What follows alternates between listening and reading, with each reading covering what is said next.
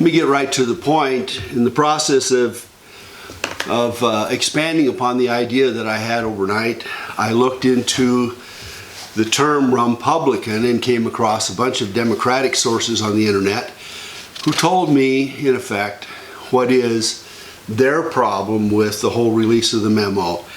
And I want to talk about and rebut those issues. I want to talk about and consider where we are and what has happened.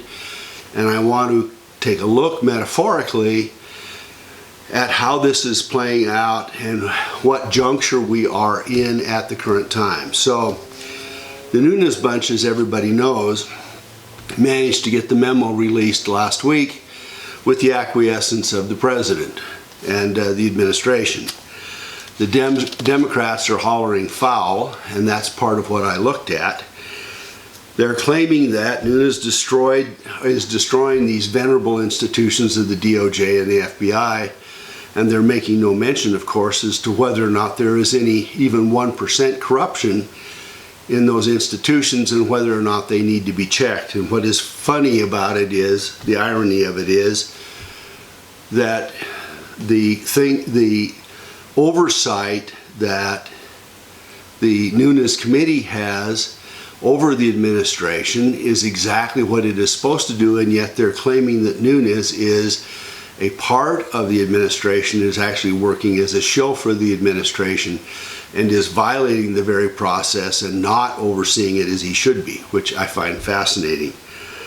They have claimed, the Democrats claimed, that the Republicans are ignoring and fail to point out the mitigating facts in the memo.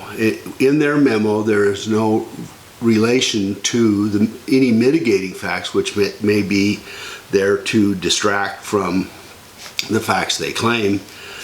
They're claiming that, again, Nunes is overseeing, the committee is supposed to oversee and monitor the administration, and they're claiming that he is working simply as a shill to do that.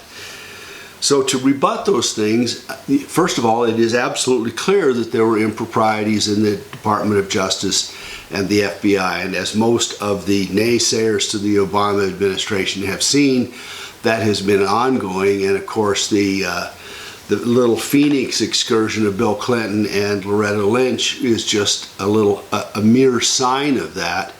The Democrats tend to make a note of the fact that, oh gee, it was right out in public, except that they made every attempt to keep anybody from noticing what they were doing. So it is also clear that there is an abundance of evidence that the FISA process had been abused and had been violated, and that the whole process of obtaining warrants for surveillance had been abused and had been with falsified information. So there is clear collusion, and nobody even questions this. There's clear collusion between the allegations of the dossier and the passing off, the handoff, the football handoff of the dossier from the Clinton administration to the Department of Justice and the FBI. And it's so clear that not only did they pass it off, not only did they claim that it had some relevance, but people within the department, within the Democratic candidacy and the Democratic National Committee and the Fusion folks met with the Department of Justice, the FBI, to make sure that the things got followed through that they were claiming.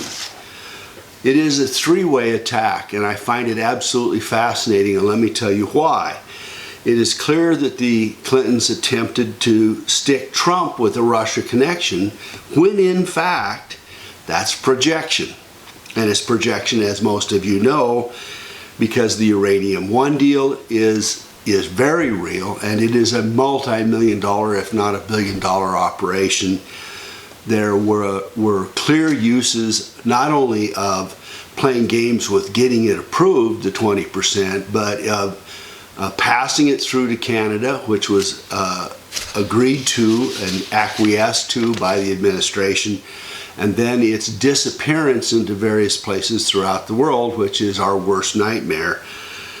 Secondly, Bill Clinton got huge payments for speeches, and there's pay for play, where various members of the Russian delegations or companies related to the Russians contributed to the Clinton Foundation. So it is clear that, as a second issue, the Clintons are attempting to use the dossier, the core of which is the salacious material that it was supposed to offend everybody and flip the election, is actually the use of alleged Russian source material to influence the election. And yet she and the Democrats are claiming that there is a Russian connection with Trump and the Republicans to flip the election, which is absolutely projection. So it is clear that claiming that Trump used Russia to fix the election is total bunk.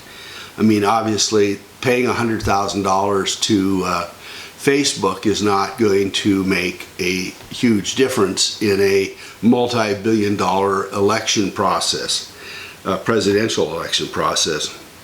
But beyond that, the Diebold-Soros connection clearly indicates, if you compare exit polls to the outcomes in at least 5 or 6 states through the 2016 November election, it is clear that the Clinton administration, or people working for Clinton's candidacy, had their thumb on the scales. And there is, I will point out in some other fashion, clear digital evidence of digital manipulation of vote totals in at least a half dozen states. And of course, despite the fact that the Democrats claim to the contrary, there is clear evidence of perhaps millions of votes of illegals, and Obama, at the end of his presidency, encouraged illegals to go ahead and vote, which is absolutely crazy, especially coming from a constitutional lawyer, right? So the projection here again, projection number 3, is that the election was being manipulated by the Russians, when in fact the flip is the case, for the benefit of the Republicans. Through it all, the deep state continues to function within the Trump White House and throughout the Trump administration. The deep state is there, and we see that with Rosenstein and the rest of these folks. I mean, the fact that Mueller gets put in, who is a longtime connectee to Clintons, that Comey has longtime connections to the Clintons, that Mueller was appointed, that McCabe and his wife were working in and out of Virginia and getting $750,000 of election funding, and that Orr has connections, his wife has connections through Fusion GPS. I mean, what more could you ask for? And it is both the appearance of impropriety and obviously that something smells of impropriety. So there are hundreds of foxes still in the chicken coop, and most of us keep saying, when is Sessions going to come to and in the shadow of this memo do something about it? I mean, if before you had any excuse for not doing something, now you have. So the Nunes memo points out that there are at least a dozen players in the DOJ and FBI who knowingly provided false certificates, and that is a violation of 18 U.S.C. 1018, who knowingly made false declarations before the FISA court, that is 18 U.S.C. 1623, who committed perjury with Congress on more than one occasion. Not everybody did, but some did, and perhaps before the court, which is perjury, and that is section 1621, and or within the administration, the DOJ, the FBI, and signing off for the approval or the request for approval of these FISA warrants, committed the suborning perjury, which is 1622. So let me use a metaphor. Somewhere on the Serengeti plain, there's a swamp, and in that swamp, there's alleged to be a bunch of perpetrators who are violating the basic laws of the desert, or of the plains. And the leaders of the elephants learned that there is some kind of real foul play going on around this swamp. So they go there, and sure enough, they find out that there are a dozen or so hyenas that are randomly killing and injuring animals, not according to the laws of the African plains.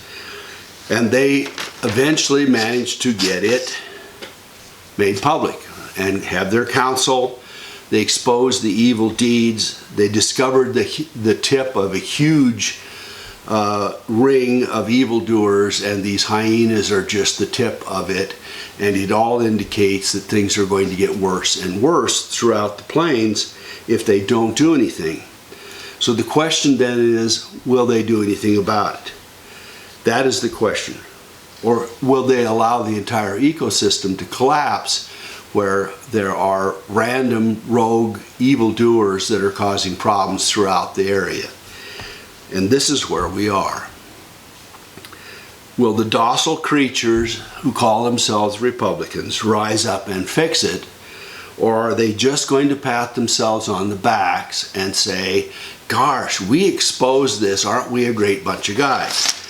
I have looked, and you know, there are a couple out of this entire 535. There are a few honest Democrats that actually say, yeah, this is a problem, that we have rogue elements, and they rise above the constitutional provisions in our great democracy is more important to them than playing the role of being a Democrat and using the talking points. And conversely, there are a few Republicans who will step up and say this is wrongdoing, whether it's inside the Trump administration or out, and who are also attempting to point out right now that the major part of the misdoing is on the part of the leftover Democratic administration, the Obama bunch, and the folks that are still wallowing in the DOJ and the FBI, and obviously elsewhere, and that the corruption, the foul smell is endemic to the whole process and needs to be ferreted out. So the question then is, are they going to clear up the edges of the swamp and work their way deeper, or are they simply going to sit through it and pat themselves on the back because they found these rogue elements and they've made a public announcement to the effect? That's the deal. And we need to push on them to do it. We need to push on Sessions to do it. We need to push on Congress not to simply jump to the Secretary of State's office unless it shows connectivity with what they've already exposed, and doing so is going to cause something more than simply announcing that there's a problem that exists. The administrative part of this, the Trump administration, is solely responsible for executing the criminal applications of this. The Congress cannot indict anybody. Congress has no indictment arm.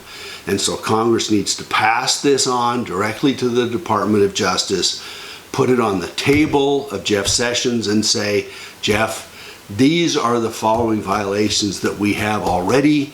If you expose and prosecute on these, you will find more.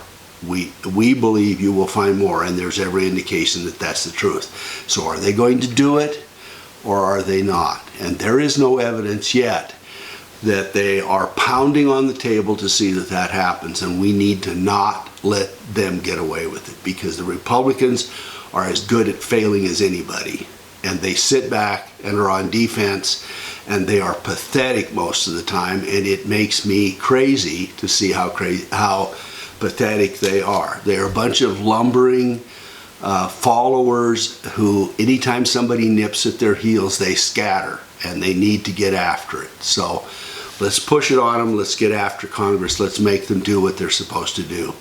Thanks.